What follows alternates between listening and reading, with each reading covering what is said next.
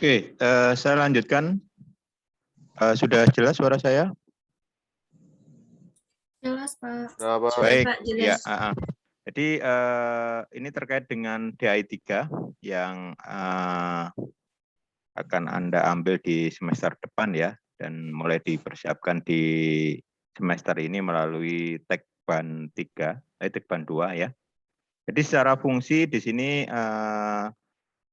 adanya keseimbangan antara privasi dan interaksi membaca ayat-ayat insaniah. Ini bagaimana kita bisa menyusun sebuah ruang ya yang secara zoning atau zonase ya, ada kejelasan antara ruang privat dengan ruang semi publik maupun publik ya. Terus secara struktur ya ini, nah ini yang nanti berkaitan ya. Memiliki kemampuan memilih sistem struktur dan material bangunan sederhana yang tepat.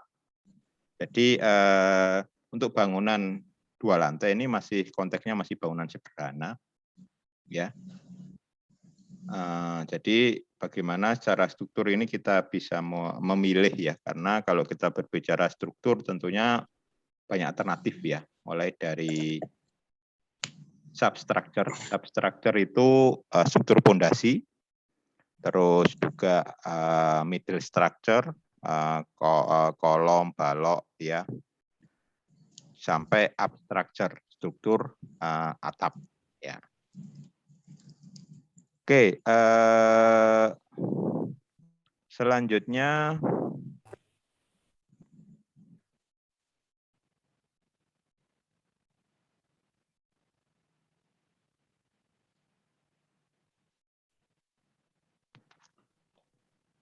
dari sistem servis. Kalau sistem servis ini berkaitan dengan utilitas ya. Jadi memiliki kemampuan menerapkan sistem servis bangunan sederhana. Seperti yang saya sampaikan tadi, ini biasanya berkaitan dengan MEP dalam bangunan. MEP itu mechanical, electrical, ya plumbing. Plumbing itu pemipaan. Jadi yang berkaitan dengan sistem penyediaan air bersih, sistem pembuangan air kotor.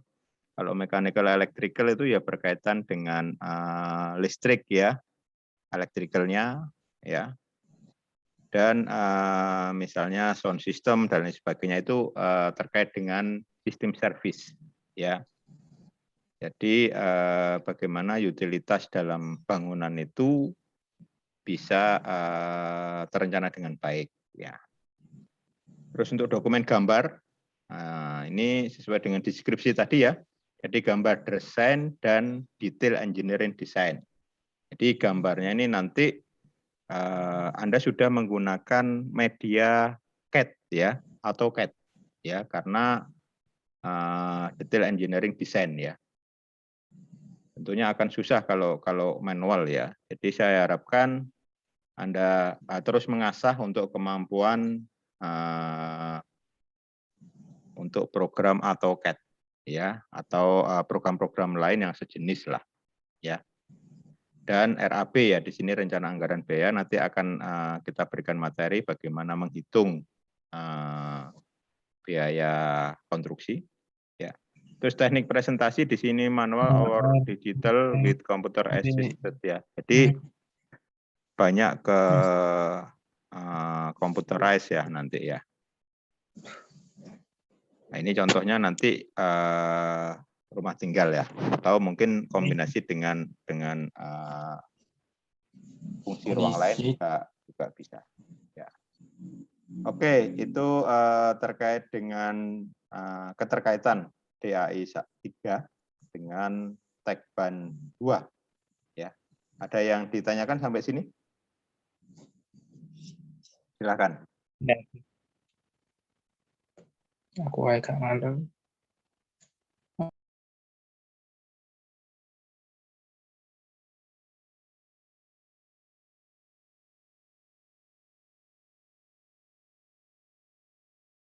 Belum ada yang ditanyakan?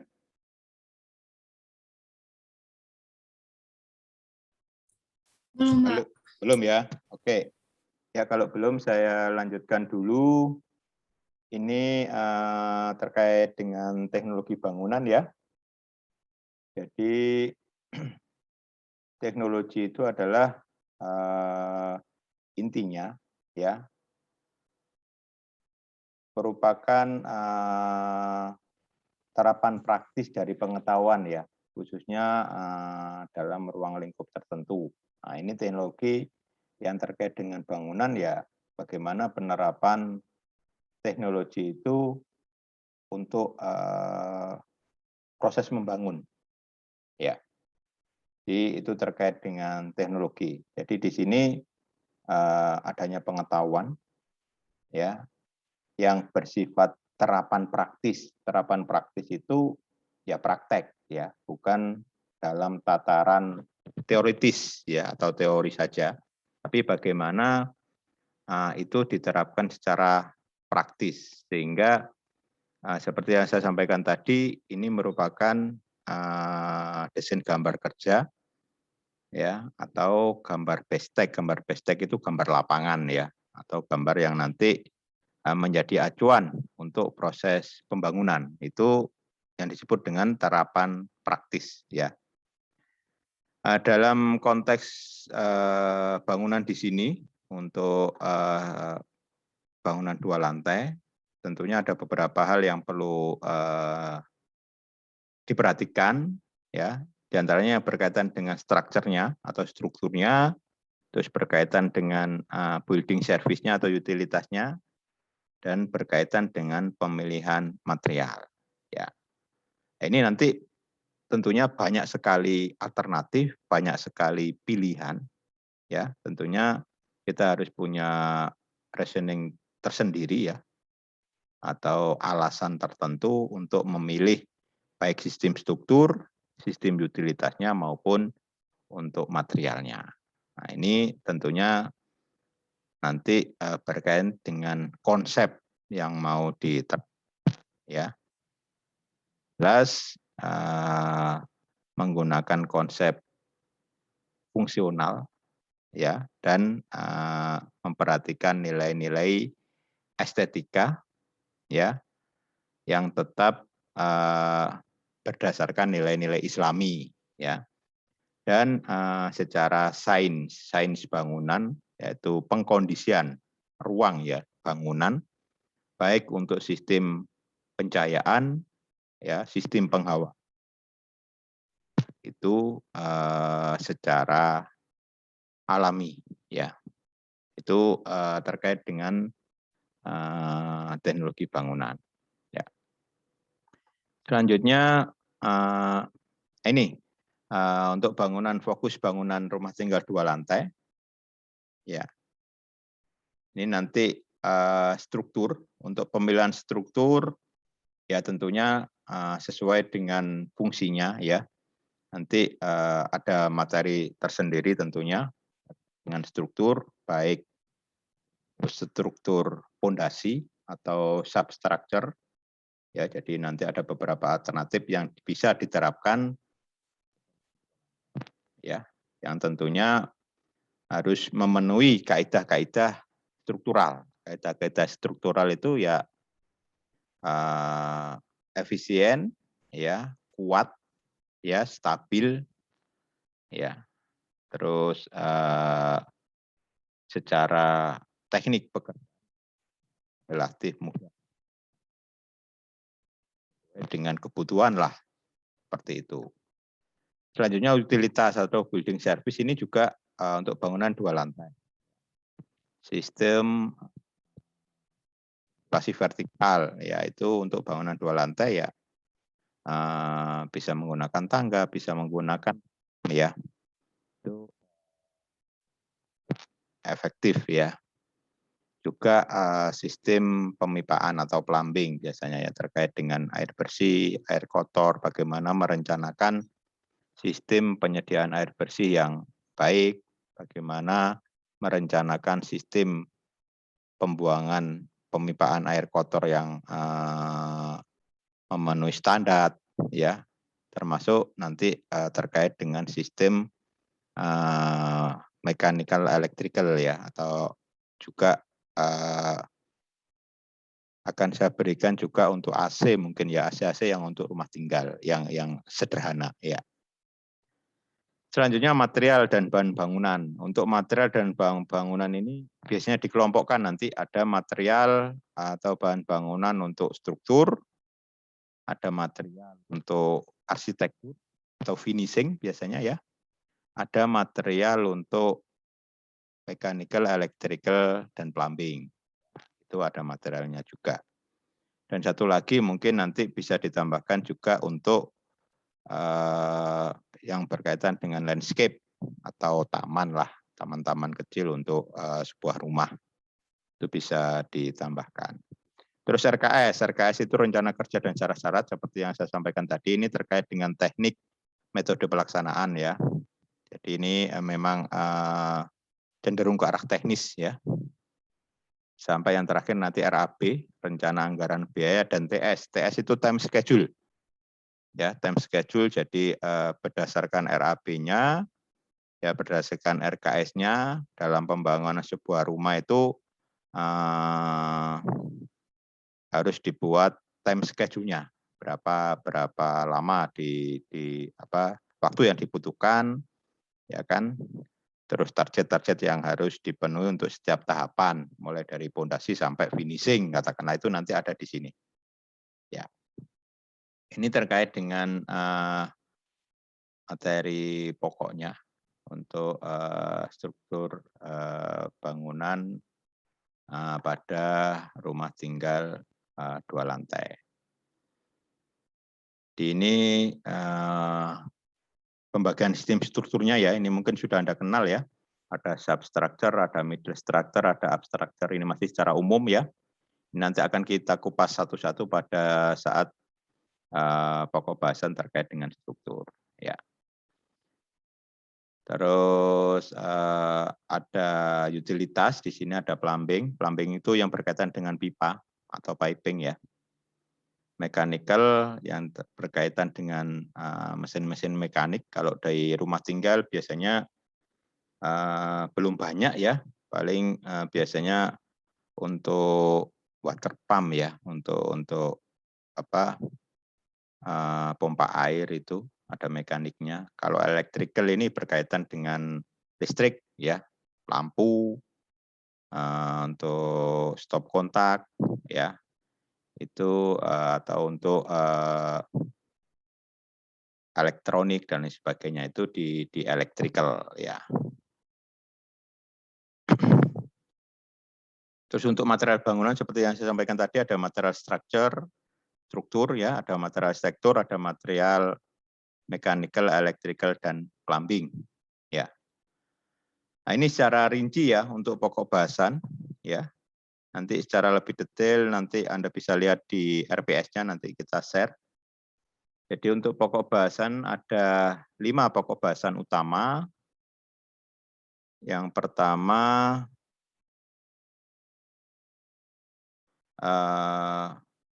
sensitif terhadap beragam sistem struktur, utilitas, material yang menjadi aspek desain secara lingkungan. Jadi aspek desain secara lingkungan ini tentunya memperhatikan kondisi lingkungan, sosial budaya, dan teknologi untuk menjelaskan proses rancangan arsitektural. Jadi di sini intinya bagaimana Anda bisa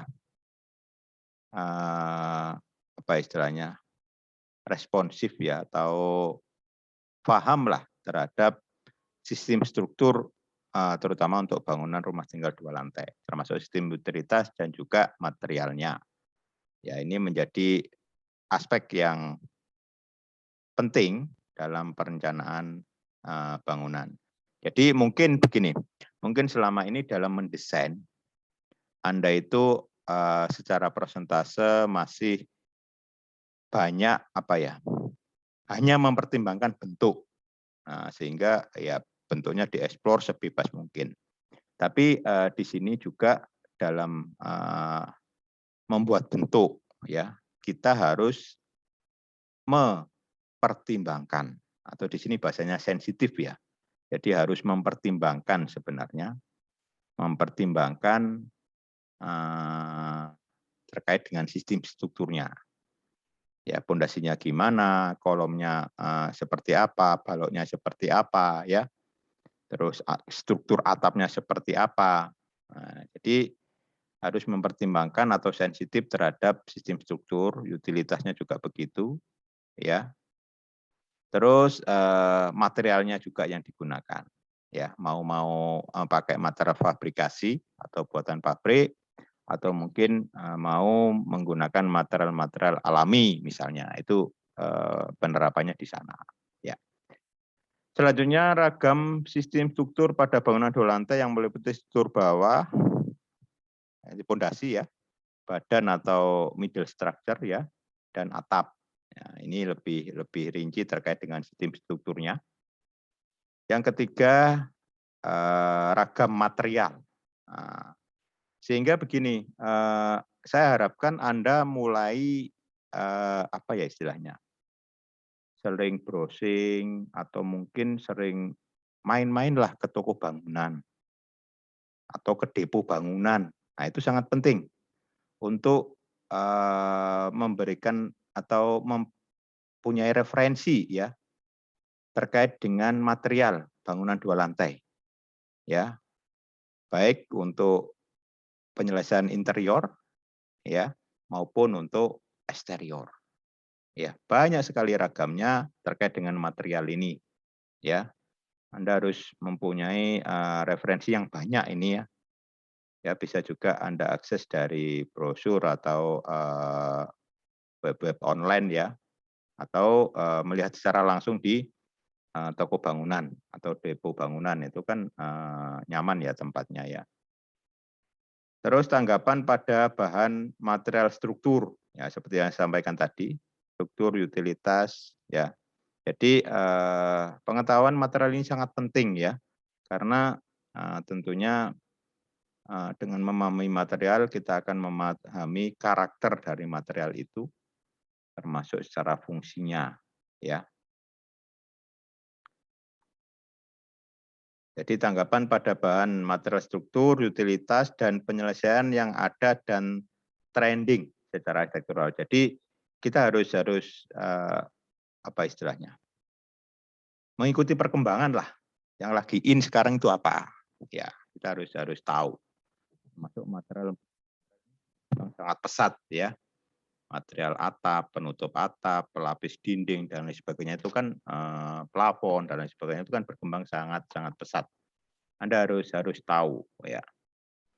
Yang terakhir penyusunan RAB, rencana dan persyaratan kerja atau RKS, dan pelaksanaan anggaran pelaksanaan itu RAP biasanya rencana anggaran pelaksanaan, alur pekerjaan dan jadwal pelaksanaan pembangunan. Ini biasanya ada time schedule. Ada yang namanya istilahnya kurva S, itu nantilah kita berikan ya. Oke, sampai di sini ada yang Anda sampaikan, silahkan.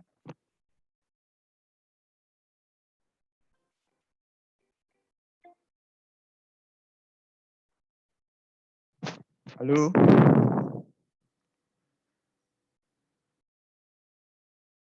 Ya, gimana? Sudah mempunyai bayangan apa yang harus ya Anda persiapkan, apa yang akan Anda pelajari di Tekban 2 ini? Kalau dulu begini, proses belajar itu banyak, ya. Kalau dulu di waktu yang tidak pandemi ya, biasanya untuk belajar Tekban, ya. Kalau di saya itu banyak saya arahkan ke lapangan, jadi melihat ya, survei begitu secara langsung, ya. Itu cara belajar yang menurut saya paling cepat. Ya, misalnya begini, Anda mengenal struktur pondasi batu kali? Tahu nggak? Tahu, Pak. Semuanya tahu Iya. pondasi batu kali? Gambarnya tahu? Tahu. Tahu. Anda semuanya di sini sudah pernah nggak secara langsung melihat orang memasang pondasi batu kali secara langsung? Pernah. Ada yang belum pernah? Pernah. Pernah? Pernah, Pak. Semuanya pernah? Nah, itu sebenarnya salah satu cara untuk belajar ya. Oh, pondasi batu kali itu seperti ini. Komponennya, oh ternyata ada batu kali dengan katakanlah ukuran kurang lebih diameternya 20 sampai 30 cm lah. Bisa juga batu belah ya. Batu kalinya tidak dalam bentuk bulatan yang masih utuh ya, tapi biasanya dibelah-belah begitu. Nah, terus itu biasanya dipasang dengan menggunakan spesi atau campuran antara pasir dengan semen, ya, dengan campuran 1:4 misalnya. Nah, dengan melihat secara langsung seperti itu, Anda akan jauh lebih cepat paham. Oh, pondasi batu kali itu masangnya seperti ini. Karena apa? Karena kadang digambar dengan di lapangan itu tidak sama persis. Ya, tidak sama persis. Nah, itu yang perlu kita tahu. Misalnya, oh sebelum masang pondasi batu kali itu digali. Oh, galiannya itu membentuk sudut sesuai dengan pondasi batu kalinya atau berbentuk kotak misalnya. Nah, itu kan harus kita paham. Dan kita bisa cepat menangkap itu kalau kita terjun ke lapangan.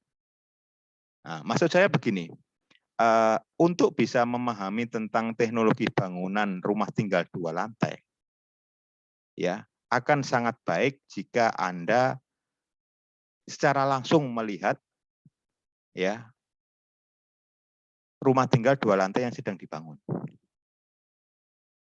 Ya, jadi misalnya begini, misalnya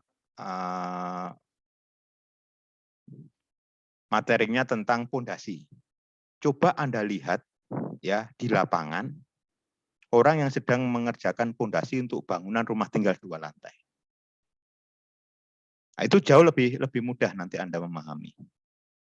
Karena meskipun nanti ada beberapa materi yang saya ambilkan dari YouTube ya, yang saya harapkan bisa mudah ditangkap juga, itu pembelajaran dari lapangan itu jauh lebih penting atau jauh lebih mudah nanti. Terus berikut nanti misalnya setelah masang pondasi, masang seluf. Nah, coba Anda lihat di lapangan, di proyek lain ya, atau di tempat lain, karena kalau kita menunggu satu proyek rumah itu mulai awal sampai jadi ya sudah selesai, nanti 1 semester bangunannya belum jadi kan. Nah, itu biasanya saya arahkan mahasiswa, oke, besok materinya tentang seluf. Cari bangunan rumah tinggal 2 lantai. Jadi syaratnya jelas 2 lantai ya, yang sedang mengerjakan seluf. Mulai dari pembesiannya, backcastingnya, misalnya menggunakan beton bertulang itu ya, sampai pada pengecorannya. Oke, udah tahu. Selanjutnya minggu berikutnya cari bangunan rumah tinggal yang sedang memasang kolom. Bangunan 2 lantai. Jadi setiap step itu Anda coba mulai lihat yang ada di lapangan. Dan saya pikir untuk bangunan rumah tinggal mudah lah, nggak terlalu sulit kan? Kan banyak aja orang-orang di sekitar kita yang lagi bangun kan ya. Nah, itu sambil jalan-jalan. Nah, itu saya kasih trik cara belajar yang paling efektif seperti itu. Karena apa? Kalau kita hanya secara teoritis tanpa tahu apa yang terjadi di lapangan secara langsung, ya itu akan lebih susah lah, bisa dikatakan seperti itu. Termasuk nanti, oh gimana sih orang memasang tangga itu seperti apa? Backcastingnya itu seperti apa? Pembesiannya itu seperti apa? Oh tangga itu ada pondasinya enggak? Nah itu Anda cari aja ya yang sedang mengerjakan tangga untuk bangunan rumah tinggal 2 lantai sampai atap ya, baik untuk pekerjaan struktur nanti sampai pada pekerjaan finishing. Misalnya yang sedang melester dinding yang sedang memasang lantai, yang sedang memasang plafon, sampai terakhir pada pengecatan. Termasuk material-material lapisan, misalnya menggunakan batu alam, menggunakan apa istilahnya gypsum board, menggunakan vinil dan lain sebagainya. Sampai misalnya secara arsitektural menggunakan tempelan wallpaper dan lain sebagainya. Itu akan mudah kita pelajari jika kita mengkombinasikan secara teori maupun praktikal secara langsung. Jadi itu salah satu cara untuk belajar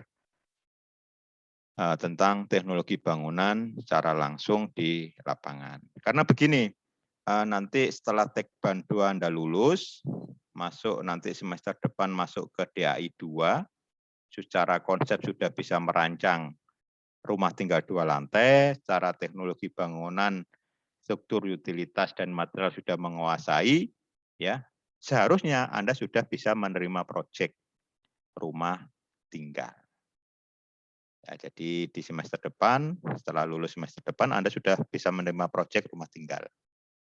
Ya, tentunya ya Anda harus belajar dengan serius, yaitu tadi salah satunya coba lihat secara langsung di lapangan itu tadi. Oke, ini sudah cukup panjang yang saya sampaikan. Silakan kalau ada yang mau Anda tanyakan. Ini saya stop screen-nya sebelum kita mengulas lebih detail tentang RPS ya. Ya, silakan Fauzan Habib. Mungkin ada yang disampaikan atau sudah ngantuk ya ini ya? Jam-jam ngantuk ya?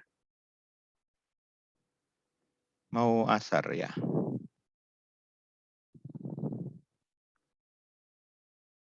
Surya Dewanto.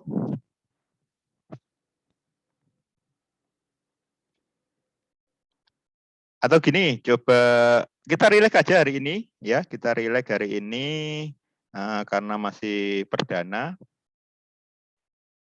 Oh ada kena tinggal 10 menit lagi ya. Oke, nggak apa-apa kita selesaikan sampai 10 menit. Anda sudah ini enggak istilahnya misalnya kalau ada orang sedang membangun rumah tinggal 2 lantai, kira-kira apa sih yang menurut Anda masih belum paham? Nah, gitu aja deh. Atau yang menurut Anda masih nanti harus saya beri materi lebih detail. Nah, itu tentang apa?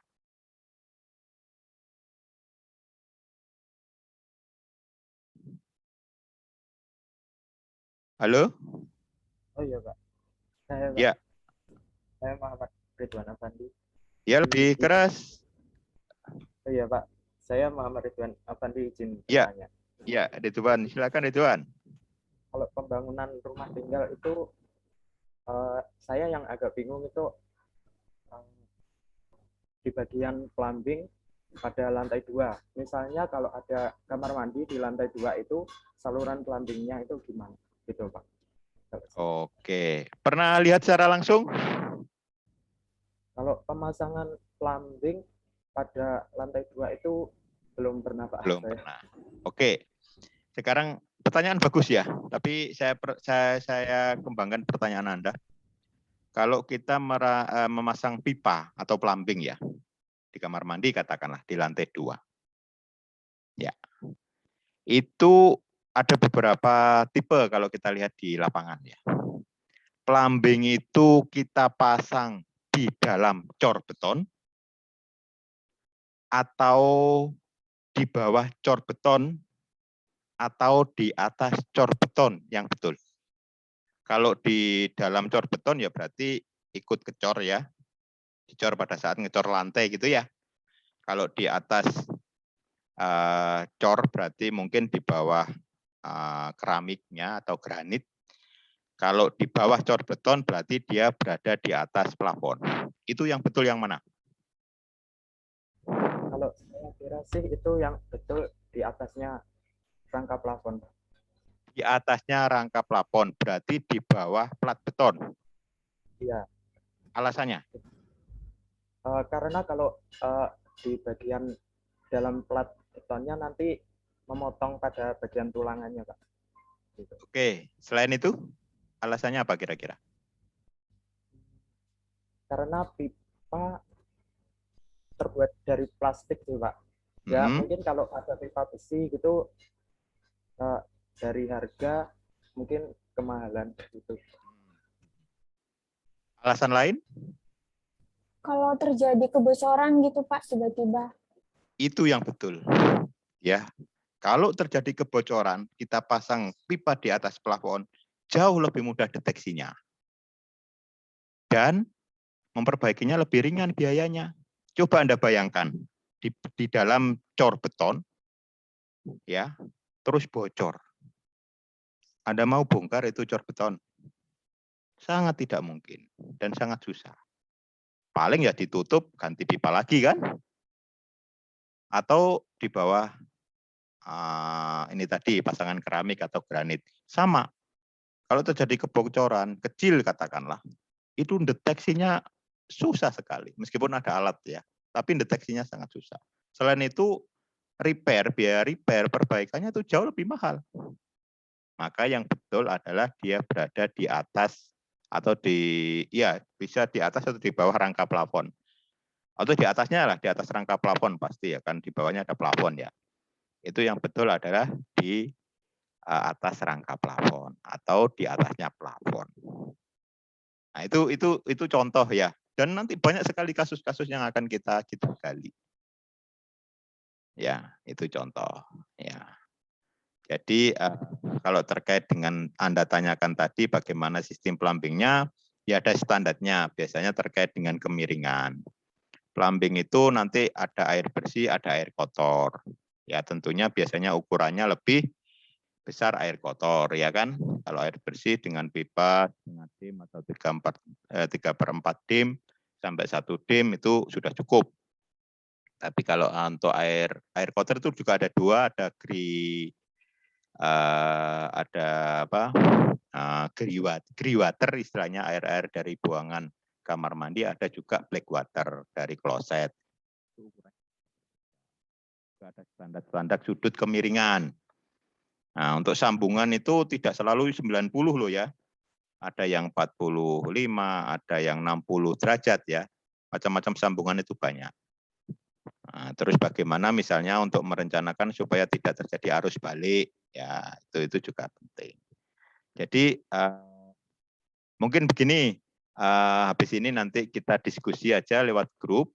Jadi satu yang lupa saya sampaikan, jadi nanti biasanya untuk mengoptimalkan perkuliahan ya, karena ini sistemnya online, saya punya tanggung jawab untuk bisa menyampaikan secara optimal. Biasanya saya optimalkan dengan diskusi di grup. Cara diskusinya adalah nanti setiap selesai materi, masing-masing dari Anda itu wajib mengajukan satu pertanyaan. Sifatnya wajib. Dalam artian nanti teknisnya saya berikan, biasanya sesuai dengan nomor absennya. Jadi nomor 1 siapa, yaitu yang tanya, ya. Dan itu pasti akan saya jawab, ya. Maksimal pokoknya sebelum pertemuan minggu depan itu sudah saya jawab. Nah, yang saya harapkan adalah pertanyaan-pertanyaan yang sifatnya kasuistik, ya apa yang pernah Anda temui begitu ya. Jadi itu nanti cukup menarik kita untuk diskusi.